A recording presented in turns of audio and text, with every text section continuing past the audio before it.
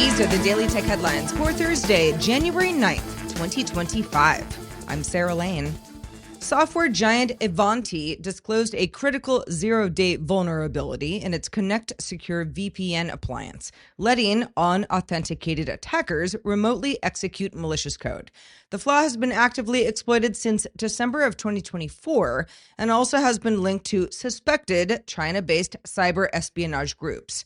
Ivanti has released a patch for Connect Secure, but fixes for related products are delayed until January 21st. Meta now offers to publish listings from competitor eBay in Facebook Marketplace in order to comply with the European Union's antitrust order against Facebook Marketplace. It will test this in France, Germany, and the US to start, letting users browse listings from eBay directly on Facebook Marketplace while completing their transaction on eBay. In a statement Wednesday evening, Apple denied using Siri recordings for advertising, saying it never builds marketing profiles, never shares data with advertisers, and never sells user information. This follows Apple paying a $95 million settlement over accidental Siri recordings, but not admitting to any wrongdoing. Apple also clarified that retained audio is opt-in only and only used to improve Siri. In an investor presentation at CES this week, Nvidia CEO Jensen Huang said MediaTek might bring the ARM-based CPU inside the project to market on its own. But he also hinted that Nvidia might also have a CPU strategy of its own, saying, obviously, we have plans. Radio Shack might be back.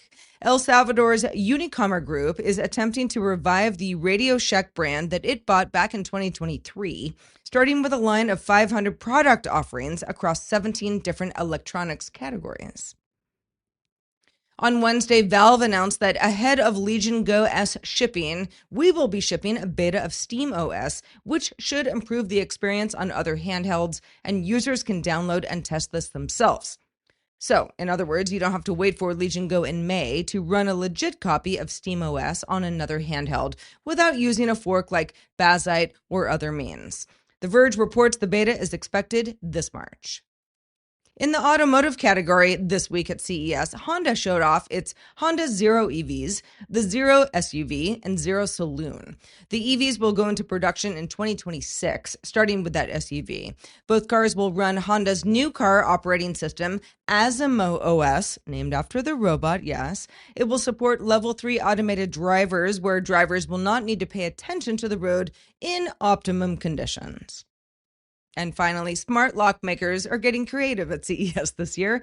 Schlage Sense Pro Smart Deadbolt and Utex Ultralock Bolt Mission both feature ultra-wideband or UWB technology for hands-free unlocking when you're paired with a smartphone. There are other locks, for example, Lockly Secure Pro, which promises Apple Home hands-free support, while palm scanners and digital peephole-equipped models also emerged.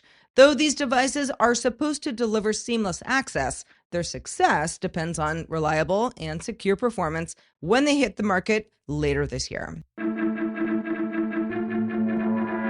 more analysis of the tech news of the day, subscribe to dailytechnewsshow.com.